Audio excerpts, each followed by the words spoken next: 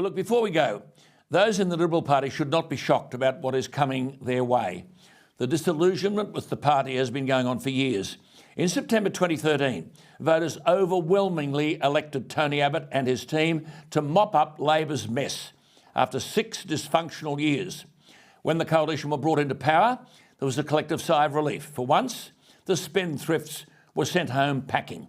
No more policy stuff-ups like the NBN rollout, pink bats, cash for clunkers, eye-watering sums of money for school halls, and the so-called education revolution, not to mention Labor's debt and deficit.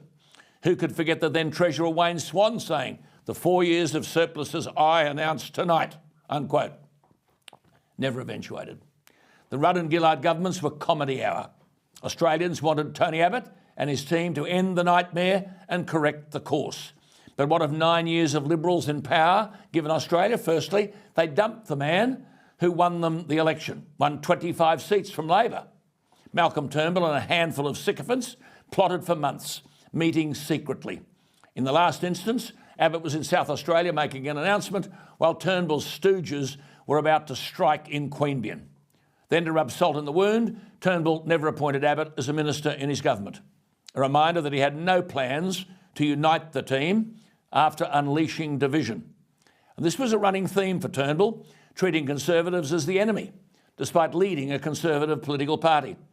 Then we had all these promises from Turnbull that he would reform the tax system and gift Australians his amazing economic knowledge. Nothing of the kind eventuated. In the case of the GST, it all got too hard, so he vacated the field. Then in the 2016 federal election, where he wouldn't leave his house, remember, too humiliated that Bill Shorten came within a whisker of taking government from him, when it came to the drought in 2018, the Turnbull government could offer only a piddling $190 million for farmers on their knees who'd lost everything. The assistance was half of what the New South Wales government had offered. But in the same week, he gave the farming community $190 million. He gave the Great Barrier Reef Foundation, a charity, $444 million. They never asked for a cent. And at the same time, kept fighting, Turnbull did, for a $17 billion corporate tax cut. Finally, it was the National Energy Guarantee which woke up his colleagues. After killing Labor's carbon tax, Turnbull, a renewable energy junkie, wanted to fight an election on energy and climate policy with his Labor-light NEG. The party room turfed him out. Then we have Scott Morrison, whose political convictions we're still yet to see. The economic recklessness continues. The silencing of dissenting viewpoints continues. So we're now left with an ideologically lost Liberal Party, not knowing which way to turn. And on Saturday, Australians will have their say.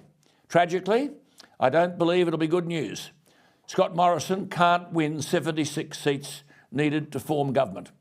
Labor currently have 68. I don't see any instance where the coalition can win a single seat from Labor. Can Labor win 8 seats to get to 76? My reckoning is they can, but the voters will decide that. That's it from me for this week. I'll see you next Monday, which will be an interesting Monday indeed. 8 p.m. on ADH.TV. Thank you for your company. Good night.